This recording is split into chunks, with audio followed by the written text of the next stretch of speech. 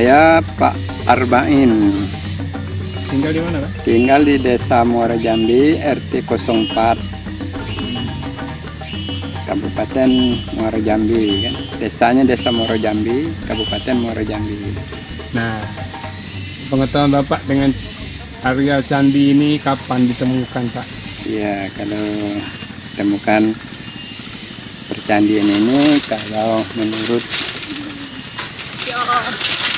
perwira angkatan laut ini, kerajaan Inggris bernama SC Choke pada 1883. Choke melaporkan bahwa ia melihat reruntuhan bangunan dan menemukan sebuah arca yang menggambarkan arca Buddha.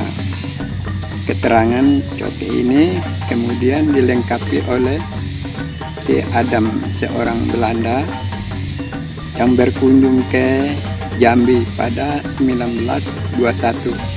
Adam juga tidak menyebutkan peninggalan-peninggalan lain di luar bangunan dan arca. Kemudian kalau yang di sini berapa ribu meter ini? Percandian Muara Jambi terletak di Desa Muara Jambi, Kecamatan Muara Sebul, Kabupaten Muara Jambi. Letak percandian ini tepi Sungai Batanghari dan lebih kurang 22 km arah timur kota Jambi. Nah, ini candi apa? Candi tinggi ini. Candi apa? Kembar Batu. Candi Kembar Batu yang ini, Ya, ya? ya, ini Candi Kembar Batu. Candi Kembar Batu Yang menunjukkan tentang daerah Jambi adalah naskah berita. Nah, di belakang sini apa, Pak? Dan Candi Tinggi 1, Telaga Raja. Masuk lagi ke dalam sana Candi Gumpung 2, dan seterusnya masuk Candi Gedong 1, ke dalam sana lagi sekitar 750 meter dari Candi Gumpung. Seterusnya Candi Gedong 2, selanjutnya lagi Candi Padit Duku, setelah itu Candi Kedaton. Nah, setelah itu Sungai Amburan Jalo. Tadi kan kami masuk dari gerbang sana Iya, ke Candi apa? Gumpung, ya? ya, Candi Gumpung yang pertama. Gumpung 1, Gumpung 2, ya? Iya, Gumpung 1, Gumpung 2. Terus baru Candi Tinggi 1. Nah, Candi Tinggi, Hah? Candi baru Candi Tinggi 1. Oh, Candi Tinggi. Ya, Yang tidak terlalu tinggi itu Candi Iya. Tinggi 1. Tinggi 1. Ya, seterusnya kiri atau sebelah samping sana Telaga Raja. Oh, Telaga Raja yang terlewatkan, ya? Iya, Yang Telaga Raja itu posisinya di sebelah kiri kita itu mengarah ke barat. di apa? Di dekat Candi Candi Tinggi. ya, 1. Candi Tinggi 1, ya, samping Candi Tinggi 1. Samping Candi Tinggi 1. Ya. Telaga Raja. Iya, Telaga Nah, Raja. bisa tak Bapak cerita tentang Telaga Raja ini apa nih? Kalau Telaga Raja ini kan dulu kononnya di tempat pemandian raja katanya.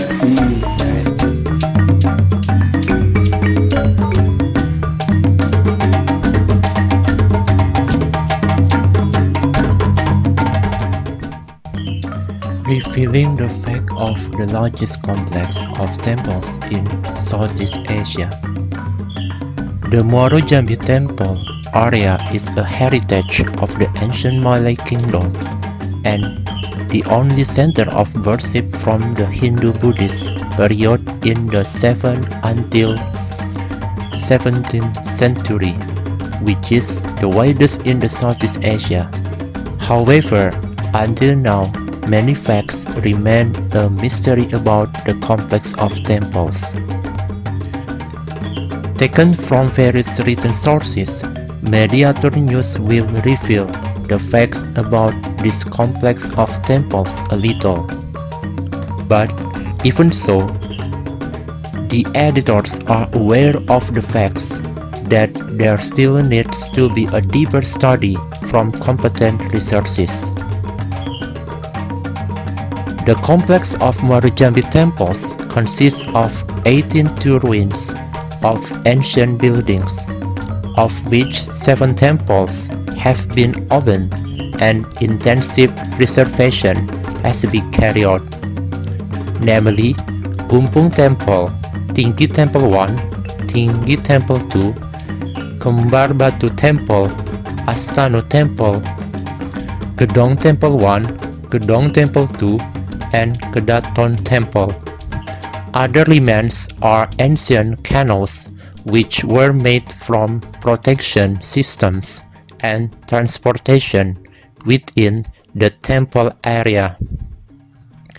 Indonesian scientists believe that the complex of Marujambi temples used to thrive as one great civilization and was the capital of the Sriwijaya Kingdom, which controlled most of Sumatra for 6 centuries.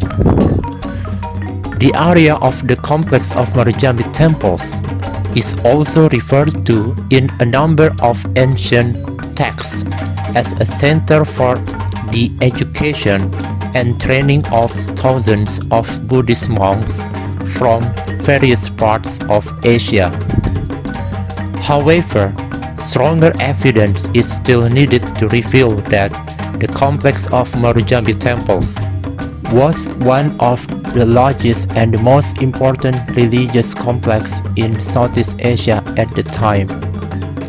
The complex of Marujambi temples has been included in UNESCO's tentative list number 5465 cultural category in the proposed World Heritage nomination as a noble work or outstanding universal value.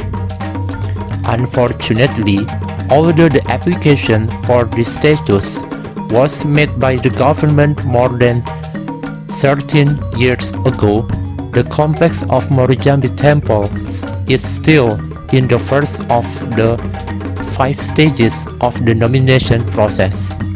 It is also unclear whether the roadmap to the next stage. The Marujambi temples area is located approximately 40 kilometers from Jambi city or 30 kilometers from the capital of Marujambi Regency.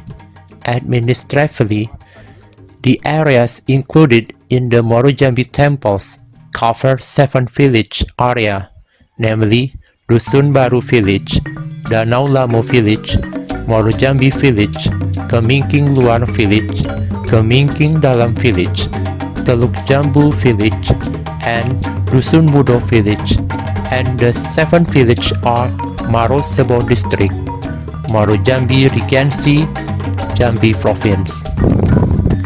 From various studies of written sources and findings originating from the complex of Marujambi temples, it is concluded that the Marujambi temples are a heritage of the old Malay kingdom with a Buddhist background and as a center for Buddhist religious education from the 7th until 13th centuries. This is the difference. The first report from of a British officer named S.C. Crook in 1922 regarding the existence of ancient remains in Marujambi, which is located on the bank of Batanghari River. Crook had seen the ruins of brick buildings and stone statues in the thick forest near the village. Likewise, in 1921 and 1922, when T. Adams published his notes in the magazine Audet Kundi Versla, Marujambi Temple Sites. Second, F. M. Snitker conducted a series of studies on this site from 1935 to 1936. Snitker noted 7 ancient buildings which he called Stano, Gumpung, Tinggi Gedong 1, Gedong 2, Gudang Garam, and Bukit Pra. The third, In 1954, an archaeological survey team formed by the Indonesian government under the leadership of archaeologist Sukmono conducted a series of survey activities in the Muaro Jambi Temples area. Fourth, geological research was carried out in 1984 together with geographic research by a joint team between the National Coordinating Agency for Surveys and Mapping. Even though it is extensive and has important historical value, not many people know about this temple's complex in Muaro Jambi, including the Indonesians themselves. One of them is the fact that these ancient buildings in Muaro Jambi are not decorated with beautiful sculptures like Borobudur in Central Java or Angkor Wat in Cambodia, to tourism icons in the form of ancient temples complex that are often crowded with visitors. The ancient buildings of Muaro Jambi are smaller, made of geometrically arranged bricks. Beautiful carvings are not often found throughout the complex. Some other facts from the complex of Muaro Jambi temples. Of the 101 mounds surveyed by archaeologists, only 24 ones have been excavated since the complex was discovered. This is due to limited funds. Only 8 have been fully restored and are open to public. One of those that has been restored is the Kadaton Temple, which is believed to have been a training ground for Buddhist monks from various parts of Asia. Measuring 4 hectares, and Kadaton complex is surrounded by high brick walls and can be entered through a gate with steps decorated with carved stones. Inside are several large courtyards around one large temple-like structure. According to a number of researchers, there are similarities between the Kadaton Temple and other locations in Muaro Jambi, with the descriptions in a collection of notes from a Chinese monk named Yijing, or also called Yixing, which he wrote when he visited the Sriwijaya Kingdom in the 7th century to deepen Buddhism. Yijing writes in his book that he saw huge brick buildings and inside were 1,000 monks studying. He also mentioned that in September and March, the sun has no shadows. When referring to the position of Muaro Jambi, the temple complex is indeed located around the equator, and there are similarities between what Yijing described and this place.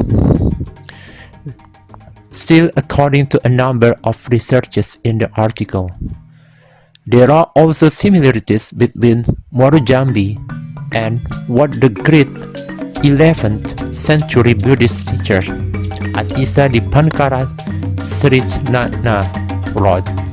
Originally from Bengal, Atisa is known as one of the greatest figures of medieval Buddhism in Asia. The presence of Yijing and Atisa in Sriwijaya is generally agreed upon by historians. However, Sriwijaya was so vast that the exact location of the Buddhism training center in this kingdom at the time was still being debated in the archaeological community. In a complex of 10,000 square meters, diggers and scientists have uncovered a massive brick structure rising 5 meters from its base, atwined with the roots and branches of a giant tree.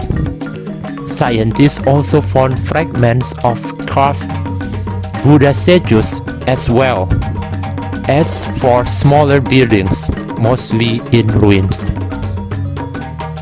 2 kilometers away, another group of archaeologists uncovered similar findings during last year's dig.